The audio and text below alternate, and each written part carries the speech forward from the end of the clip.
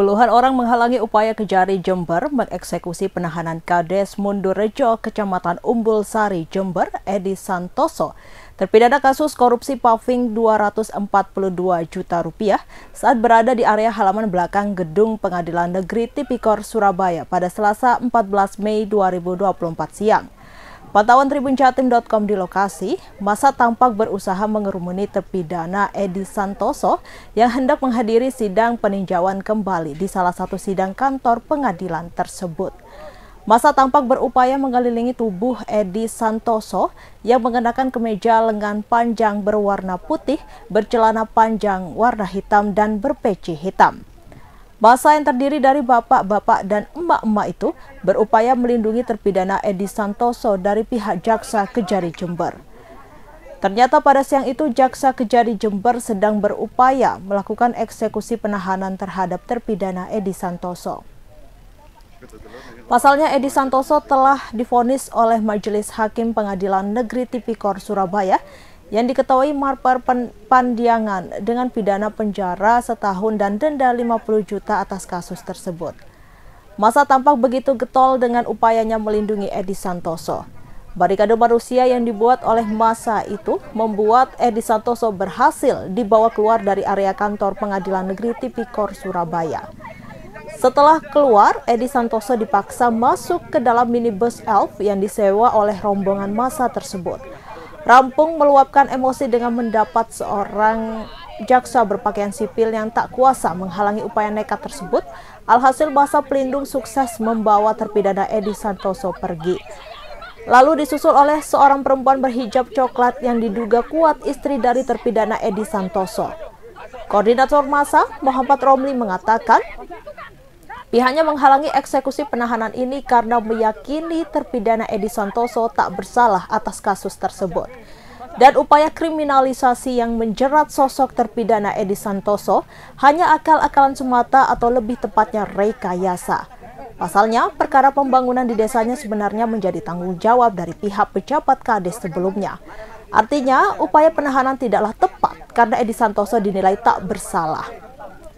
Seharusnya ada pihak lain yang lebih bertanggung jawab atas kasus tersebut dan lebih layak untuk ditahan. Sementara itu, Kasih Intelijen Kejari Jember, Arif Fathurrahman membenarkan upaya eksekusi penahanan terpidana Edi Santoso dilakukan sebelum pelaksanaan PK di kantor PN Tipikor, Surabaya. Namun Arif menambahkan pihaknya masih akan melakukan upaya eksekusi penahanan tersebut di lain waktu setelah berkoordinasi dengan pihak atasannya. Disinggung mengenai alasan pihak Jaksa Kejari Jember tak melibatkan perbantuan personel dari Polri, Arif belum menjawabnya hingga berita ini diunggah.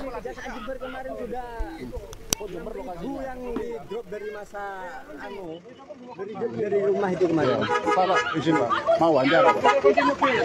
Sini Pak, sini Pak. Ceritakan itu perkaranya gimana Pak? Ya, Pak. Perkaranya. Ya, mungkin duduk perkaranya gimana? Ya, Pak, Pak. Ini dua ini orang siapa Pak? Perkaranya gini Pak, itu sebenarnya masalah paving yang diklaim miliknya pribadi Budi Marsudi, itu mantan kepala desa. Itu sebenarnya itu enggak Pak. Kajari bilang gitu, padahal itu bangunan tersebut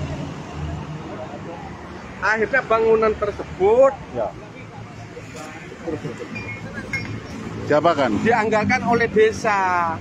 Lah, setelah itu karena bangunan itu tahun 2019 Pak. Itu adalah Wali Kota Surabaya, Eri Cahyadi kembali berkantor pada Selasa 14 Mei 2024. Eri Cahyadi berkantor di Kelurahan Embong Kali Asin, Kecamatan Genteng, Surabaya Pusat.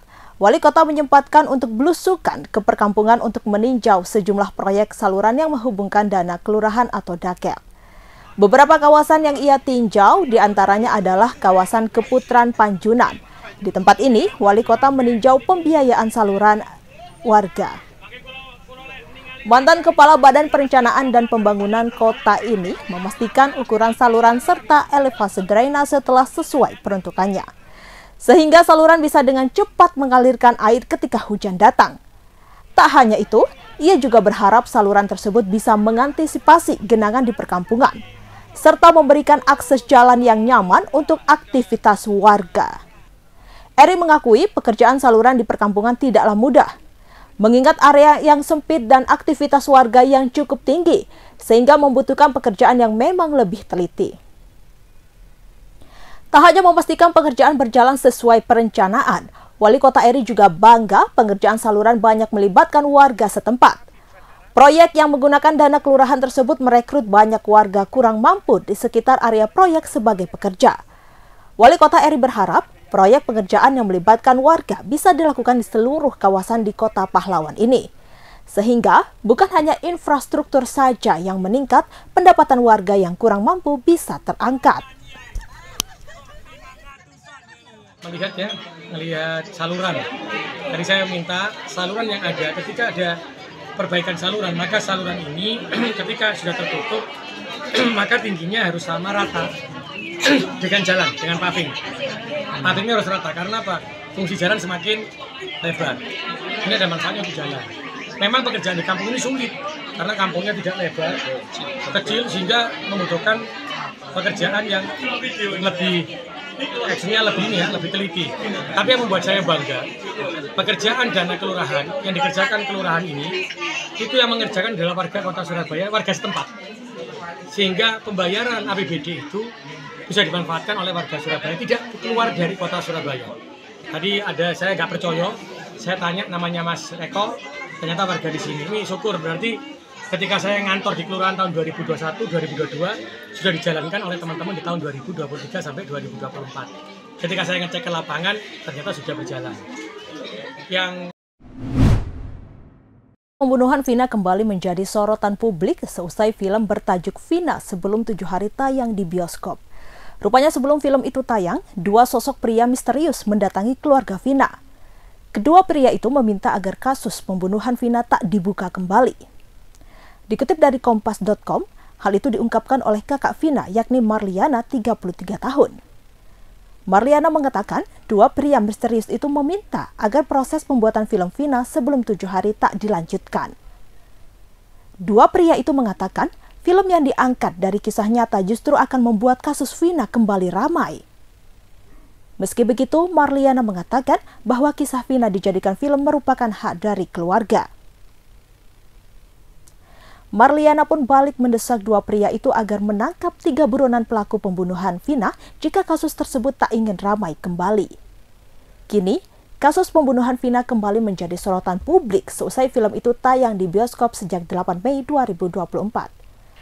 Masyarakat beramai-ramai mendorong agar polisi menangkap 3 pembunuh Vina yang saat ini menjadi buron.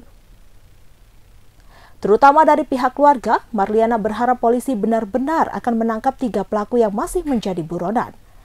Pasalnya, Marliana menyetujui pembuatan film Vina agar mencari keadilan. Sebelumnya diberitakan, polisi hingga kini belum mampu menangkap 3 anggota geng motor pembunuh Vina dan pacarnya Eki. Kabid Humas Polda Jawa Barat, Kombes Pol Jules Abraham Abbas mengatakan penangkapan terkendala identitas asli para pelaku. Peristiwa pemerkosaan dan pembunuhan terhadap Vina dan Rizky atau Eki kembali menjadi perbincangan setelah kisahnya diangkat ke layar lebar. Adapun peristiwa pembunuhan sadis itu terjadi di kota Cirebon pada 2016 yang lalu. Kasus pembunuhan itu belum tuntas karena 3 pelaku masih menjadi buronan polisi. Ketiga DPO pelaku pembunuhan Vina itu bernama Andi, Dani, dan Peggy alias Perong. Hal itu disampaikan oleh Kabid Humas Polda Jawa Barat, Kombes Pol Jules Abraham Abbas, Selasa 14 Mei 2024. Kombes Pol Jules mengatakan, pihaknya telah melakukan pemeriksaan untuk mengetahui identitas asli ketiga DPO itu. Ia juga membantah bahwa ketiga pelaku disembunyikan aparat kepolisian. Kombes Pol Jules mengatakan, yang merupakan anak anggota Polri adalah korban bernama Eki, bukan para tersangka yang masih buron. Ia dengan tegas membantah kabar jika 3 pelaku yang masih buron disembunyikan oleh pihak kepolisian.